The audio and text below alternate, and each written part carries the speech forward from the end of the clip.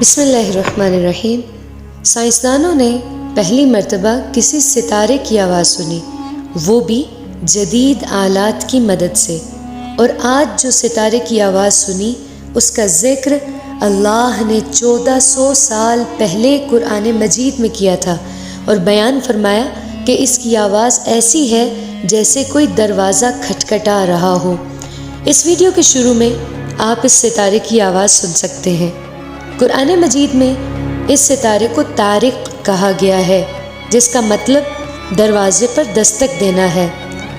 وَالسَّمَاءِ وَالطَّارِقِ وَمَا أَدْرَاكَ مَا الطَّارِقُ النَّجْمُ الثَّاقِبُ۔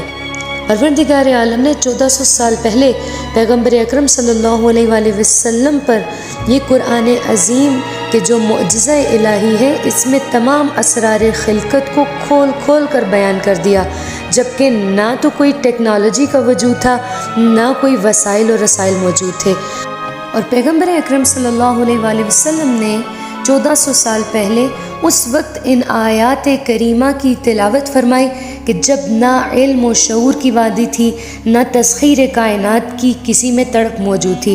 لہٰذا اگر کوئی اسرار خداوندی کو جاننا چاہتا ہے، اگر کوئی تسخیر کائنات کرنا چاہتا ہے، تو اسے پروردگار عالم کے عظیم کلام کو پڑھنے کی ضرورت ہے، وہ کلام کہ جس میں ہر گہرائی موجود ہے۔ اسی لیے پروردگار عالم فرماتا ہے فَبِأَيِّ آلَاءِ رَبِّكُمَا تُكَذِّبَانِ، تو اپنے رب کی کون کون سی نعمت کو جھٹلاؤ گے۔